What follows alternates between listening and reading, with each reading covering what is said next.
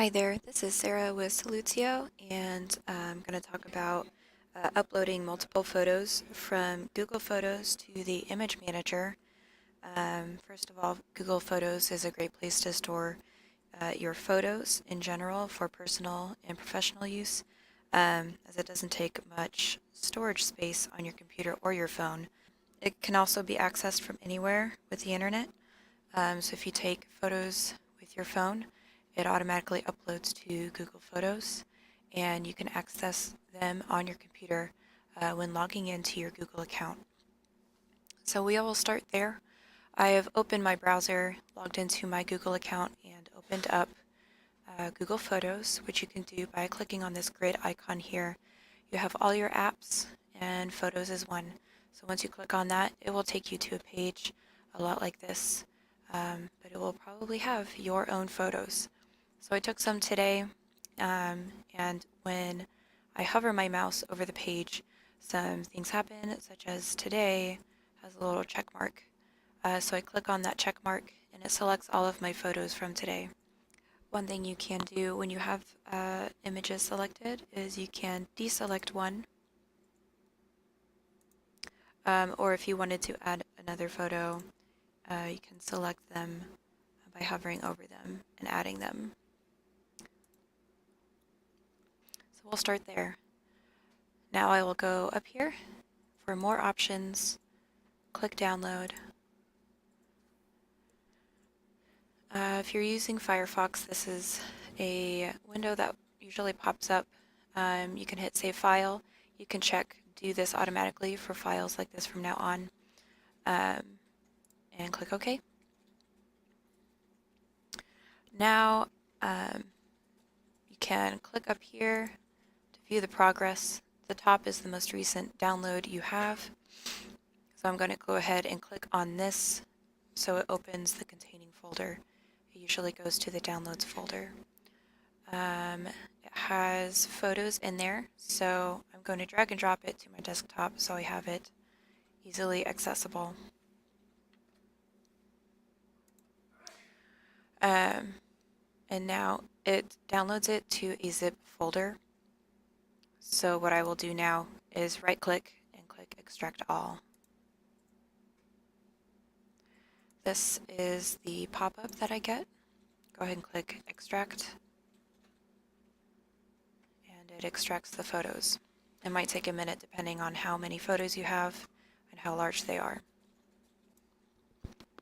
One of the setbacks of taking photos on your phone is that it creates rather large images, which if you are uploading these images to the image manager, in the future it can cause problems on upload speed.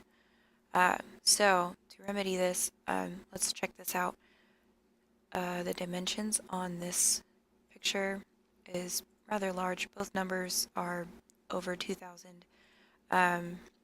It's not quite to 1 megabyte, which is the limit we want, but we can still resize them to a smaller size to help us out in the future. So to resize these images, we will use a pretty simple tool called Bulk Resize Photos. So if we go to our browser, open a new window, go to bulkresizephotos.com. So from here, we can highlight all of the images that we want resized and then drag and drop them into the window.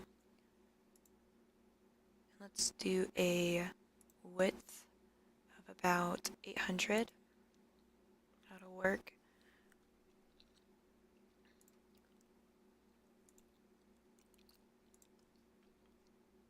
Okay, and now we have our resized photos in another zip folder. Let's go ahead and drag them to the desktop and extract them again.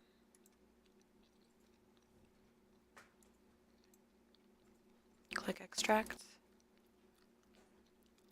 Here we have our photos. They are sideways, no worries. Just highlight all of them. If you ever want to highlight a lot of photos in one line, but not all of them, you can click on one, hold down Shift on your keyboard, and click on the last one. So having them all highlighted, you can right click, rotate right. There you have it. I'm going to delete this. I don't need that.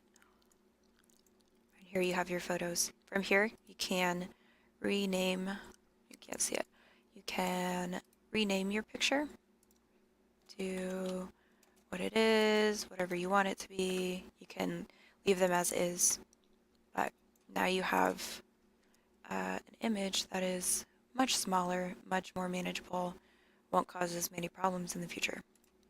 So now that we have them, we can upload them to the image manager. So from here, you can log into the administrator, go to the image manager. Once the image manager is open, we can either choose one of these folders or we can create a new one. For the sake of this tutorial, I'm going to go ahead and create a new one.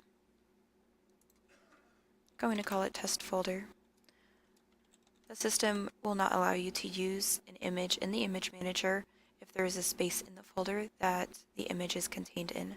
So I named it test folder with a dash in the middle.